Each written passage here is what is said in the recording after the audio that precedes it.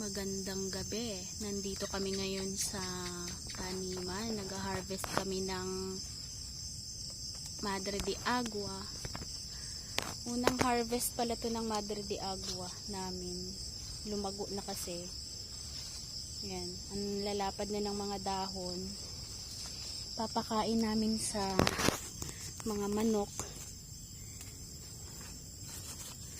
Ilang buwan lang, 5 months na ba tong tanim natin na Madre de Agua. Ang bilis niya lumago. Tsaka wala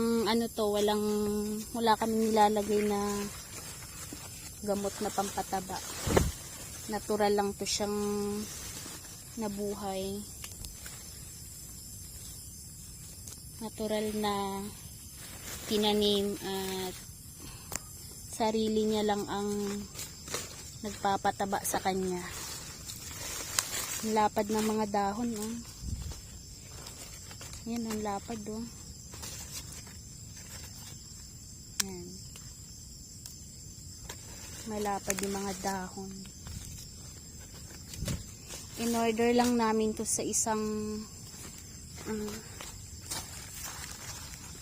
in order namin to sa Lazada. Ngayon, nakaka-harvest na kami pang kain ng mga alaga namin manok.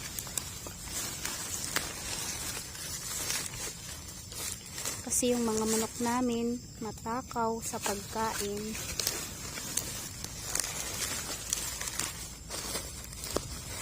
Tatadta rin pa to ng pino para matuka nila. Mahirap din palang mag-video habang nilalagay sa sako. Liit kasi ng sako. Maliit yung sako natin. Ay, yung bunga, ay dahon ng papaya pala, iuwi natin yan. Antibiotic ng mga yan. Ng mga manok.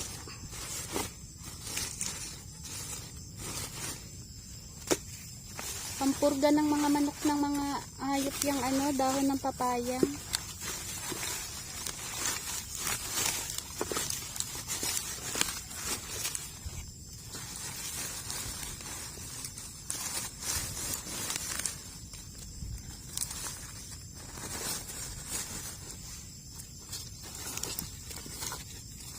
Yan. Marami na rin itong na-harvest namin na pampatuka ng manok. May isa kaming tanim na Madre de Agua, yung may isang puno kami na parang nalanta. Nagkaroon siya ng aphids. Dito yun, ito yan, bigla siyang nalanta. Siguro tinamaan ng neto, ugat. May tama siguro ang ugat nito sa ilalim. Tapos wala pa akong dalang pandilig na swamp. Mabisa kasi yung swamp sa mga ganito eh. Subok ko na yun sa mga sili ko at talong. Tapos merong mga aphids dito nakatira. Ayan wala rin akong dalang pang spray. Ito may mga nakatirang aphids. Tapos yung dulo meron din.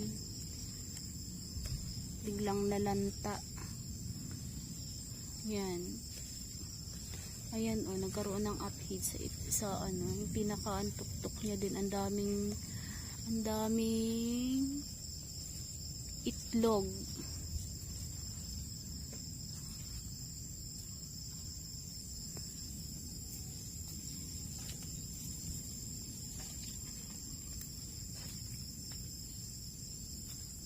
Yan tinamaan.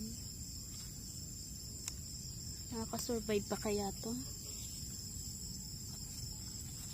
Ayan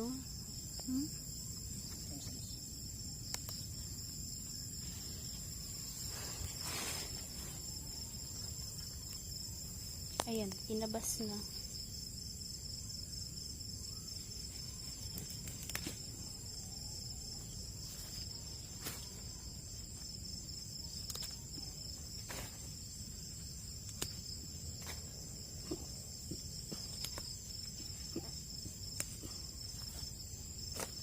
ugat niyan, may tama rin siguro.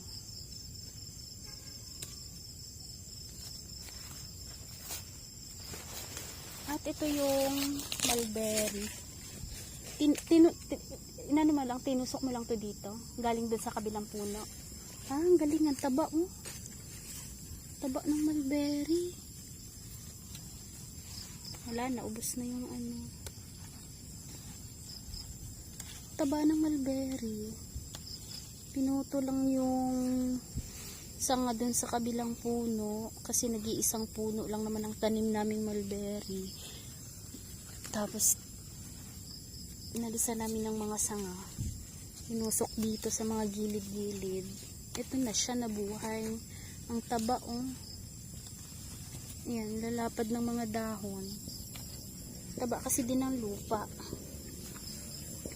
Tapos dito, may mga bago akong tinanim na ayan, magkatabi ang tanglad tsaka papaya. Kulang na lang manok. Padadamihin ko muna yung mga manok sa bahay.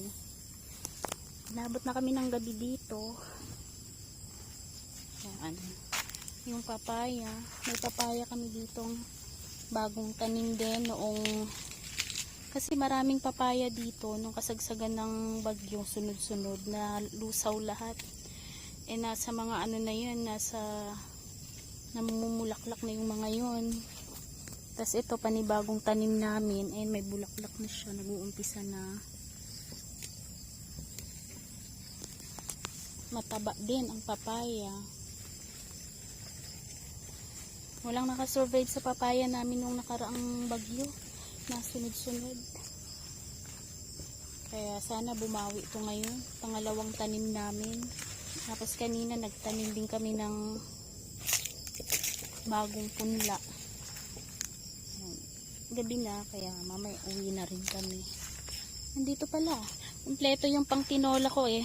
Meron akong papaya, merong tanglad, may luya naman dito. Yan, malalaki na yung luya. Tsaka merong luyang dilaw. Ito naman, bagong punla to dito. Hindi pa siya, hindi pa ganun kalalaki yung mga punla ko. Dito pa lang sila. Ganito pa lang sila. Hindi ko alam. Eto, oh. Hindi pa siya sumibol.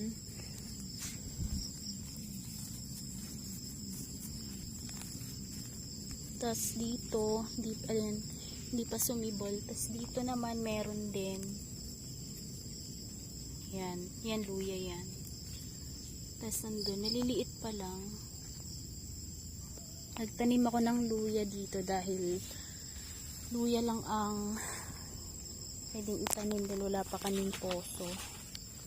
Luya at kamating kahoy, yan. Tinamnan na namin ng kamuting kahoy para hindi naman sila sa dilig, alaga sa dilig. Hindi sila maselan kahit mainit, nabubuhay sila. Saka yung langka pala namin na itinanim noong nakaraang taon. Ay, itong dahon para makahinga yung langka.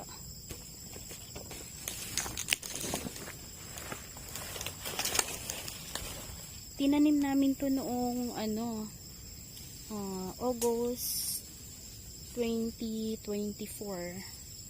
Tapos ngayon, October na. Ay, November 1 na pala. Isang taon ay 3 buwan. Magta-3 buwan. Isang taon at magta-3 buwan. Ayan yung, ganito na siya kataas. 1 year and 3 months. Ganito na kataas yung langka. Grafted namin siyang nabili. Yan. Tinamaan din ng sunod-sunod na bagyo to. Ito merong mga dito, insektong bumubutas sa mga dahon. Wala lang talaga ang dalang pang spray ngayon. Tsaka itong mangga, ganun din. Sabay-sabay to sila. Mataas na rin yung mangga. Samantalang dati hanggang tuhod ko lang eh. 1 year and 3 months. Ganun din yung isa. Madilim na dito sa kabila. Tapos yun. Ito naman malunggay. Kumpleto nga ako dito pang tinola. May malunggay, may papaya, may tanglad, tsaka may luya. Kumpleto yung ano ko dito, taniman. Tapos ito namang langka na to, native yata to. Maliliit ang buto. Maliliit ang laman, pero matamis. Buto yan na yung kinain namin, tapos naiwanan ko dyan. Hanap ako ng hanap kung nasaan na yung mga buto na malangka na yun. Yung pala andito. Sumibol siya dito. Hindi na lang rin namin kinuha dyan. Nayaan na lang namin. Nayaan na lang namin siyang lumaki dyan. At meron kami ditong nilagay na na Madre de Agua dahil marami nga kaming manok. Kailangan namin pakainin ng Madre de Agua dahil mahal ang patuka ng manok. Tapos noong nakaraang linggo nagtiba ako ng mga saging. At ngayon lang din kami nakabalik dito. Ang nangyari sa saging namin, ay kinain na ng daga. Nahinog na siya. Bali, bebenta ko sana yan sa amin, dun sa Imus. Kaya lang, hindi na siya maibebenta. Ito,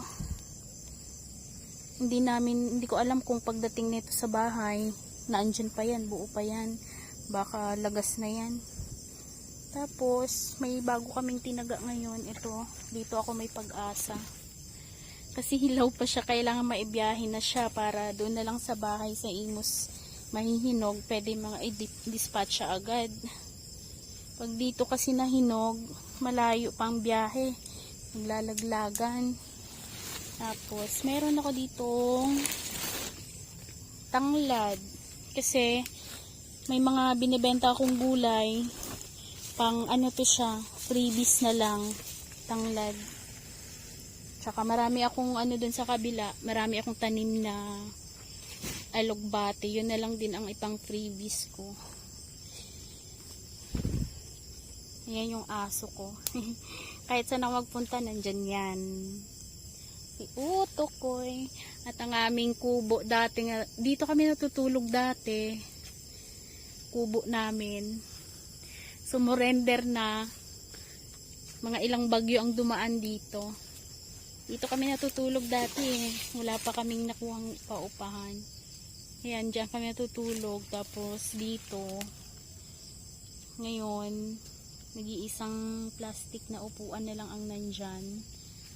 Kasi, meron na kaming nakuha nga dun sa kabila. Yan. Hindi pa kasi namin to naaayos.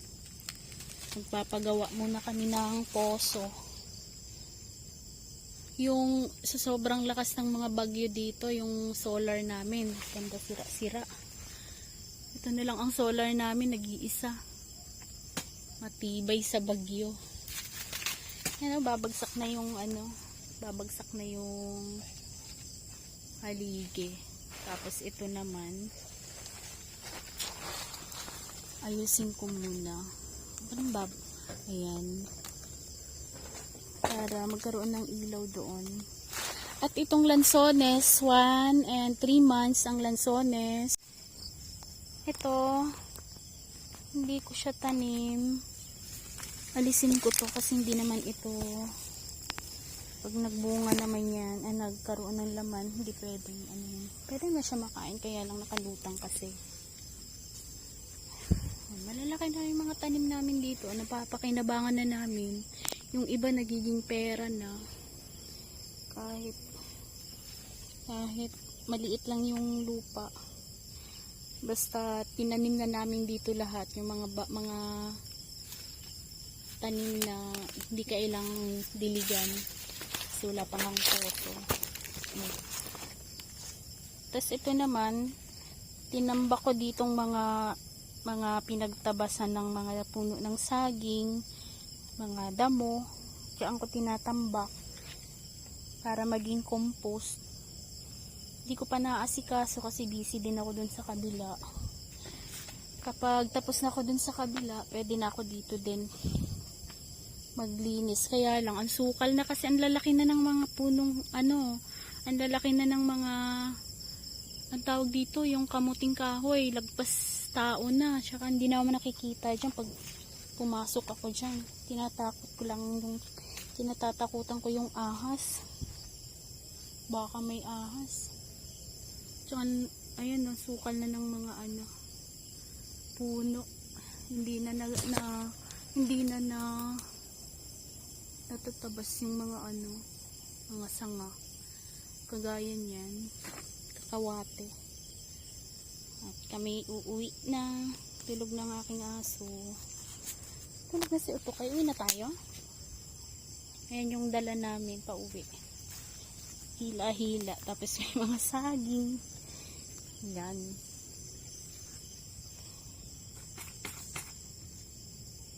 Uwi na kami.